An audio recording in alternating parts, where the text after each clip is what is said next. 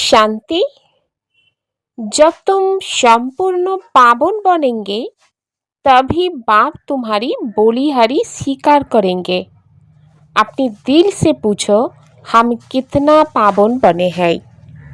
যখন বাচ্চারা সম্পূর্ণ পাবন হবে বা পবিত্র হবে তখনই বাবা বাচ্চাদের বলিহারকে স্বীকার করবে। এর জন্য নিজের দিলকে জিজ্ঞাসা করতে হবে। তো কি জিজ্ঞাসা করবে? যে আমি কতখানি পাবন হয়েছি। तुम बच्चे अभी खुशी खुशी से बाप पर বলি চড়তে हो क्यों? বাবা বলেন যে তোমরা বাচ্চারা এখন স্বেচ্ছায় অর্থাৎ খুশি খুশিতে বাবার কাছে সমর্পিত হচ্ছ কেন? क्योंकि तुम जानते हो अभी हम बोलिहार जाते हैं तो बाप 21 जन्म के लिए बोलिहार जाते हैं। কারণ বাচ্চারা জানে যে এখন যদি আমরা বাবার কাছে বলিহার যাই তাহলে বাবাও আমাদের কাছে 21 জন্মের জন্য বলিহার যাবে। হ্যাঁ, এর সাথে বাচ্চারা এটাও জানে যে এই অবিনাশী রুদ্র জ্ঞান যজ্ঞে সকল মনুষ্য মাত্র স্বাহা বা আহুতি হবে। এই কারণে বাচ্চারা খুশি খুশিতে নিজেদের তন মন ধন সব কিছু আহুতি বা স্বাহা বা সফল করে নিচ্ছে। বাবা এখন বাচ্চাদের এই নলেজ বা শ্রীমত দিচ্ছে। বলছে হে প্রাণী, শরীর থেকে প্রাণ বেরিয়ে যায় বা আত্মা বেরিয়ে যায় একই কথা। হে প্রাণী অথবা হে বাচ্চারা, তোমরা দেখেছ যে নিজের জীবনে কত পাপ ছিল এবং কত পুণ্য ছিল। অর্থাৎ এই সঙ্গম যুগে ভালো করে চেকিং করতে হবে যে জীবনে কতখানি পাপ বা কতখানি পুণ্য। কারণ পাপ যদি থাকে তাহলে পাপকে বিনাশ করতে হবে, কারণ পাপ নিয়ে কখনো নিজের ঘরে ফিরতেও পারবে না এবং সত্যযুগেও আসতে পারবে না। আর সত্যযুগ বা স্বর্গে যেতে গেলে পুণ্যকে অবশ্যই অর্জন করতে হবে। এই জন্য বাবা বাচ্চাদেরকে বারবার এই কথা মনে করিয়ে দিচ্ছে যে নিজেকে চেক করে নাও, দেখে নাও কতখানি পাপ বা পুণ্য আছে। কারণ বাবা তো বাচ্চাদের হিসাব বলেই দিয়েছে, অর্ধকল্প পুণ্য আর অর্ধকল্প পাপ থাকে। পুণ্যের উত্তরাধিকার বাবার কাছেই প্রাপ্ত হয়, যে বাবাকে আমরা রাম বলে থাকি। রাম নিরাকারকেই বলা হয়, সীতারামকে নয়। এখন এই সঙ্গম যুগে বাচ্চারা এসে ব্রহ্মার মুখ বংশাবলী ব্রাহ্মণ হয়েছে। এটাও কিন্তু বুদ্ধিতে সঠিকভাবে বসিয়ে নিতে হবে। আধা কল্প আমরা পুণ্য আত্মাই ছিলাম, আবার আধা কল্প পাপ আত্মা। বাবা বলেন তোমাদের দেখতে হবে যে তোমরা পুণ্য আত্মা কতখানি হয়েছ এবং পাপ থেকে কতখানি মুক্ত হয়েছ। তার রাস্তা কিন্তু বাবা বলে দিতে এসছেন। হ্যাঁ, বাবা সাবধানও করে দিয়েছেন যে যজ্ঞ তপ আদির মাধ্যমে কখনো কিন্তু পুণ্য আত্মা হওয়া যায় না, কারণ এগুলো হচ্ছে ভক্তি মার্গের। এর আধারে কোনো মানব কিন্তু আজ পর্যন্ত পুণ্য আত্মা হতে পারেনি। এখন তোমরা বুঝতে পারছো যে বাবা শ্রীমতে চলে আমরা পুণ্য আত্মা হতে চলেছি। আর আসুরির মতে চলে মানব তো পাপ আত্মাই হয়েছে, অর্থাৎ সিঁড়ি দিয়ে নিচের দিকেই নামতে থেকেছে। পুণ্য আত্মা হওয়া মানে সুখের সম্পত্তির অধিকারী হয়ে যাওয়া। পুণ্য আত্মা হতে গেলে অর্থাৎ পবিত্র হতে গেলে এক নিজেকে জ্যোতির্বিন্দু স্বরূপ আত্মা অনুভব করে পরমাত্মা যে মহাজ্যোতি সেই জ্যোতিকে স্মরণ করতে হবে মন আর বুদ্ধি দিয়ে। তবেই কিন্তু পাপ থেকে মুক্ত হয়ে পুণ্য আত্মা হতে পারবে। রাম निराकार को कहा जाता है ना कि सीता वाला राम। পতিত পাবন রাম হচ্ছে নিরাকার রাম। মহিমা নিরাকার রামেরই হয়। বলা হয় যে রামের পা নেই অথচ সারা বিশ্ব ভ্রমণ করে, যে রামের চোখ নেই অথচ সারা বিশ্বকে দর্শন করে, যে রামের হাত নেই অথচ সারা বিশ্বের শ্রেষ্ঠ কর্ম করে, সেই হচ্ছে নিরাকার পরমাত্মা রাম। অর্থাৎ বিনা পায়ে যে ভ্রমণ করে, বিনা চোখে যে দর্শন করে, বিনা হাতে যে সর্বশ্রেষ্ঠ কর্ম করে, সেই হচ্ছে নিরাকার পরমাত্মা রাম। তাকেই পতিত পাবন রাম বলা হয়। আর সেই রাম পরমাত্মা এসে সারা বিশ্বকে পরিবর্তন করে স্বর্গের স্থাপনা করেন। এবং পরমাত্মা রামের নিজস্ব শরীর নেই, যার নাম হচ্ছে শিব। শিব বাবা ব্রহ্মার শরীরে প্রবেশ করে বাচ্চাদের সাথে কথা বলেন এবং ভালোবেসে বাচ্চাদেরকে বোঝাতে থাকেন। পরমাত্মা রাম এই ধরতিতে কত বছর পরে আসেন? তো বাচ্চারা জানে ৫,০০০ বছর পরে আসে। যখন কলিযুগের অন্তিম সময় তখনই আসেন। এখন কলিযুগের অন্তিম সময় অবশ্যই পরমাত্মা রাম উপস্থিত এই ধরাধামে। পরমাত্মা রাম এসে এই শ্রীমত দিচ্ছেন যে নিজেকে আত্মা নিশ্চয় করে আমাকে স্মরণ করো, তাহলে জন্ম জন্মান্তরের পাপ থেকে মুক্ত হয়ে যাবে এবং আমি সাথে করে তোমাদেরকে নিয়ে যাব। बाप समझाते हैं तुम्हारे तमो प्रधान बनने से सब तमो प्रधान बन गए हैं। ये मनुष्य सृष्टि का वैरायटी धर्म का झाड़ है, इसको उल्टा झाड़ कहते।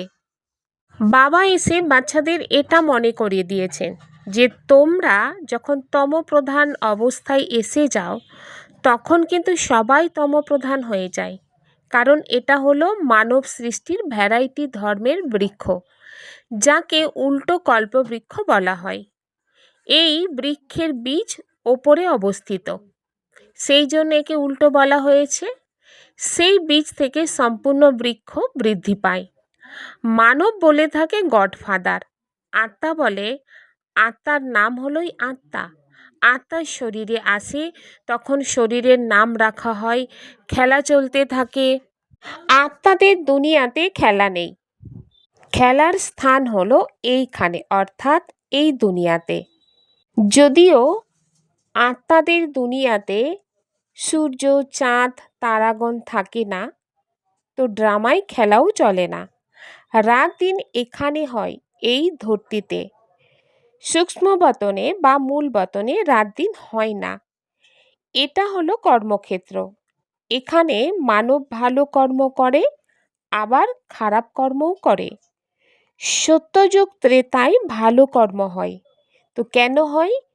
কারণ সত্য আর ত্রেতা যুগে 5 বিকারূপী রাবণের রাজত্ব থাকে না।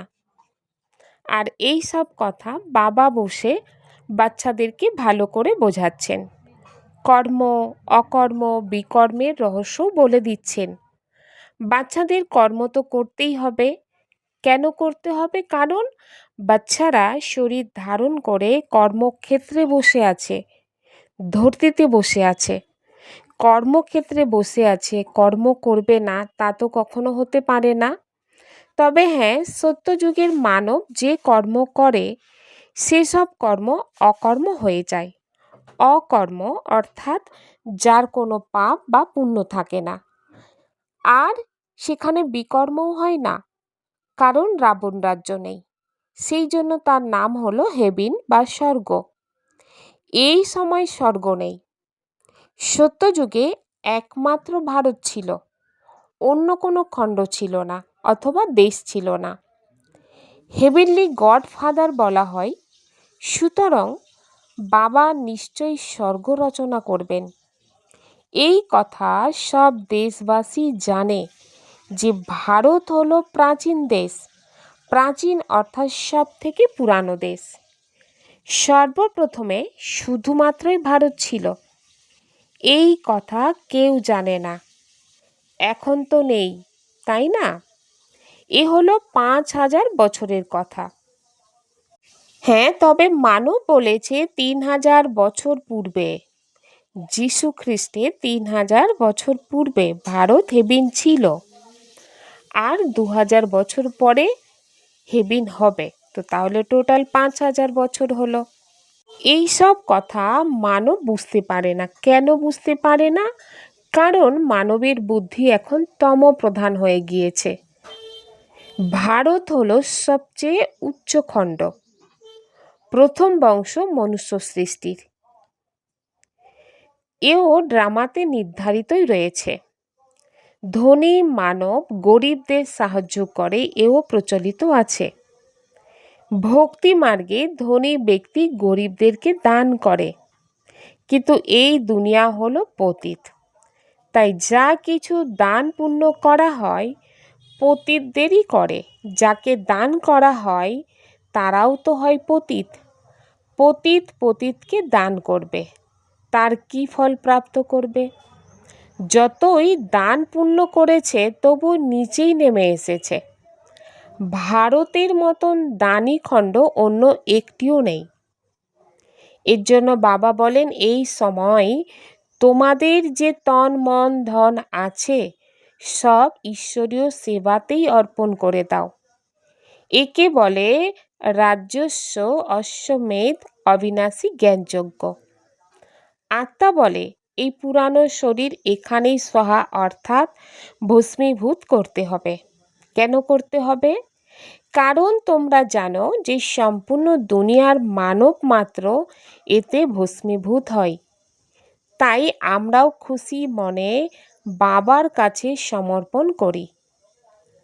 আত্মা জানে আমরা বাবাকে স্মরণ করি।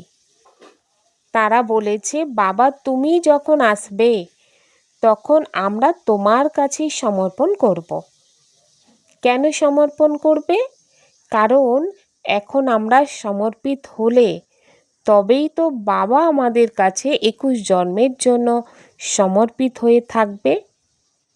এ হলো সওদা অর্থাৎ লেনদেন।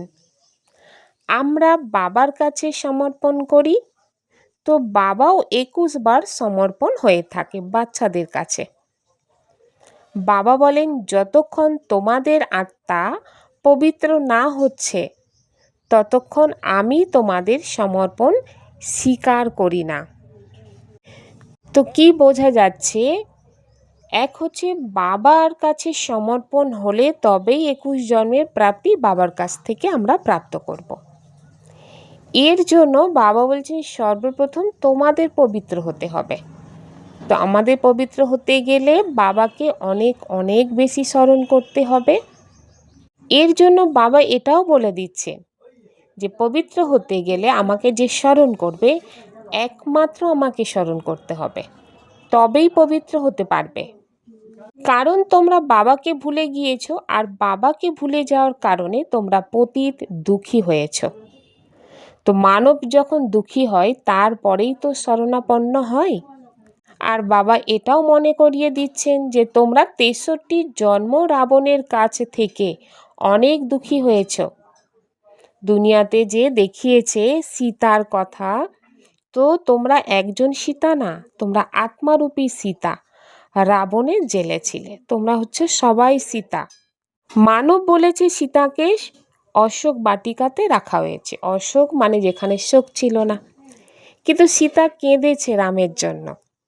তো তাহলে এ থেকে কি বোঝা যায়? শোক বাটিকাতে ছিলে, অর্থাৎ এই দুনিয়াটা হচ্ছে শোকের বাটিকা, যেখানে প্রতিটা মুহূর্ত দুঃখ কষ্ট অশান্তির অনুভব করছো। তো এই শোক বাটিকা থেকে উদ্ধার পাওয়ার জন্য, মুক্ত হওয়ার জন্য পরমাত্মা যে বাবা, সেই পরমাত্মা যে রাম, সেই রামকেই বাচ্চাদের এখন স্মরণ করতে হবে।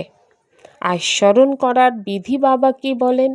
নিজেকে আত্মা নিশ্চয় করে, জ্যোতিস্বরূপ আত্মা নিশ্চয় করে পরমাত্মা জ্যোতিস্বরূপ রামকে স্মরণ করতে হবে। बाप कहते हैं, तुम्हारा जो आदि सनातन देवी देवता धर्म है वह सबसे ऊंच है। शतो प्रधान थे, अब वही बदल कर फिर तमो प्रधान बने हैं। বাবা বাচ্চাদের এটাও মনে করিয়ে দিয়েছেন যে তোমরা যারা আদি সনাতন দেবী দেবতা ধর্মের ছিলে সব থেকে উচ্চ ছিলে এবং শতপ্রধান ছিলে। শতপ্রধান থেকে এখন পরিবর্তন হয়ে তমপ্রধান হয়ে গিয়েছ। এখন তোমরা বাচ্চারা বুঝেছ জ্ঞান সাগর পতিত পাবন যাকে তোমরা ডেকেছ তিনিই এসে সম্মুখে তোমাদের পড়াচ্ছেন, আর তিনিই হলেন জ্ঞানের সাগর, প্রেমের সাগর। বাবা বলেন যে আমার কর্তব্য হচ্ছে সব থেকে আলাদা, আমি হলাম জ্ঞানের সাগর, তোমরা আমাকে ডাকো হে পতিত পাবন, তারপরে বলো উদ্ধারকর্তা। তো কি থেকে উদ্ধার করবে সে কথা তো কেউ জানে না, তোমরা বাচ্চারা জানো যে আমরা সত্যযুগ ত্রেতায় অনেক সুখী ছিলাম, তার নাম ছিল স্বর্গ, এখন তো নরক। তাই প্রার্থনা করে দুঃখ থেকে উদ্ধার পাওয়ার জন্য, দুঃখ থেকে উদ্ধার করে সুখধামে নিয়ে চলো। সন্ন্যাসীরা কখনো বলবে না অমুকে স্বর্গে গিয়েছে, তারা বলে পার নির্মাণে গিয়েছে। বিদেশে বলে লেফট ফর হেভিনলি অ্যাবড, তারা ভাবে গড ফাদারের কাছে গিয়েছি। তো হেভিনলি গড ফাদার বলা হয়। যথাযথভাবে স্বর্গ ছিল, এখন নেই, নরকের পরেই স্বর্গ চাই। তাই গড ফাদারকে এখানে এসে স্বর্গ স্থাপন করতে হয়।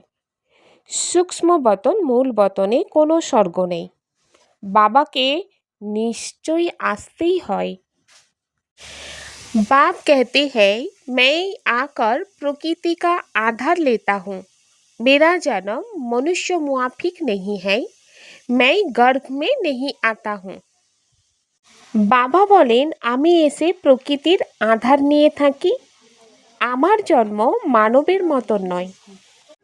সত্যযুগে গর্ভমহল থাকে, কারণ সেখানে কোনো বিকর্ম হয় না, যে দণ্ড ভোগ করতে হয় তাই তাকে গর্ভমহল বলা হয়। এখানে বিকর্ম করে যার দণ্ড ভোগ করতেই হয়, তাই গর্ভ জেল বলা হয়। এখানে রাবণ রাজ্যে মানব পাপ করতে থাকে। এই দুনিয়াটা হলো পাপ আত্মাদের দুনিয়া, আর ওটা অর্থাৎ সত্যযুগ হলো পুণ্য আত্মাদের দুনিয়া, যাকে স্বর্গ বলা হয়। বলা হয় অশ্বত্থ পাতায় কৃষ্ণের আগমন হয়েছে, এই রূপ কৃষ্ণের মহিমা দেখানো হয়েছে। সত্যযুগে গর্ভে দুঃখ থাকে না, বাবা কর্ম অকর্মের বিকর্মের গতি বোঝাচ্ছেন, যার দ্বারাই পরে গীতা শাস্ত্র তৈরি হয়। এখন ভারতে রাবণের দ্বারাই অভিশপ্ত, তাই দুর্গতি হয়েছে।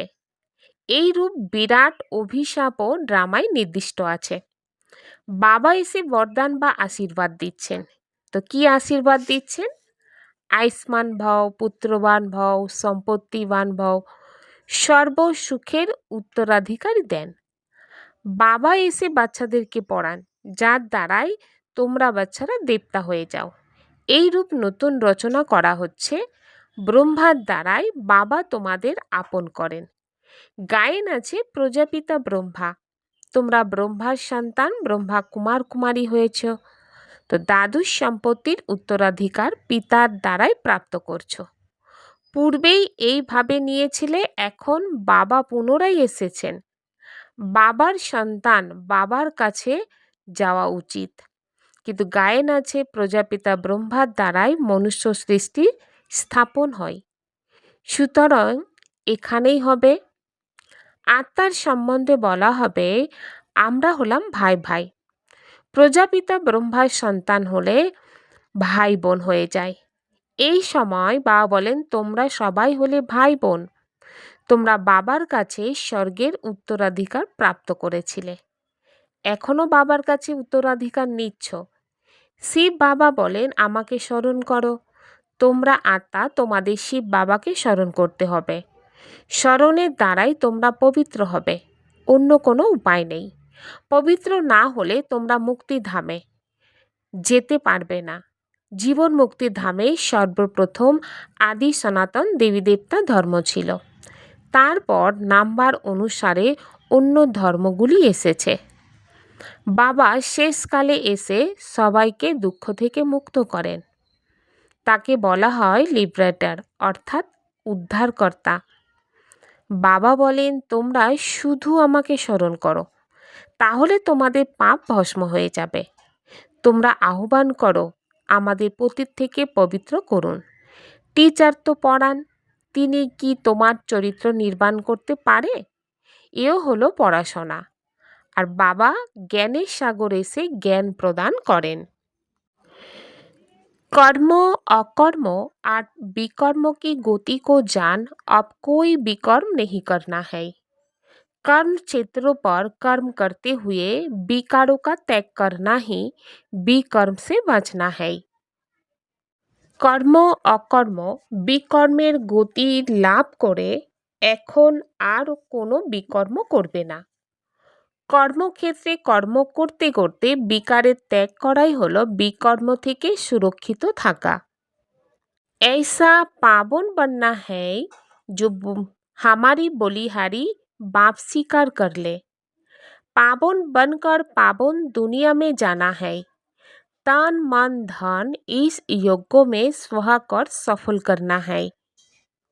বাবা বলেন, বাচ্চারা এমন পবিত্র হতে হবে যে আমাদের সমর্পণ বাবা যেন স্বীকার করে নেন। পবিত্র হয়ে পবিত্র দুনিয়ায় যেতে হবে। এর জন্য তন মন ধন এই যজ্ঞে অর্পণ করে সফল করতে হবে। नॉलेज की लाइट माइट द्वारा विघ्न विनाशक बनने वाले मास्टर नॉलेजफुल भव। भक्ति मार्ग में गणेश को विघ्न विनाशक कहकर पूछते हैं, साथ साथ उन्हें मास्टर नॉलेजफुल अर्थात विद्यापति भी मानते हैं। तो जो बच्चे मास्टर नॉलेजफुल बनते हैं वो कभी विघ्नों से हार नहीं खा सकते, क्योंकि नॉलेज को लाइट माइट कहा जाता है, जिससे मंजिल पर पहुंचना सहज हो जाता है। ऐसी जो विघ्न विनाशक है, बाप के साथ सदा कंबाइंड रहते हुए नॉलेज का स्मरण करते रहते हैं, वो कभी विघ्न हार नहीं बन सकते। বাবা বলেন, নলেজের বা জ্ঞানের লাইট মাইটের দ্বারাই বিঘ্ন বিনাশক হওয়া মাস্টার নলেজফুল হতে হবে। ভক্তি মার্গে গণেশকে বিঘ্ন বিনাশক বলে পূজা করা হয়, সেই সাথে তাকে মাস্টার নলেজফুল অর্থাৎ বিদ্যাপতি বলেও মানা হয়। সুতরাং যে বাচ্চারা মাস্টার নলেজফুল হয় তারা কখনো বিঘ্নের কাছে হেরে যেতে পারে না, কেননা নলেজকে লাইট মাইট বলা হয়, যার মাধ্যমে লক্ষ্যে পৌঁছানো সহজ হয়ে যায়।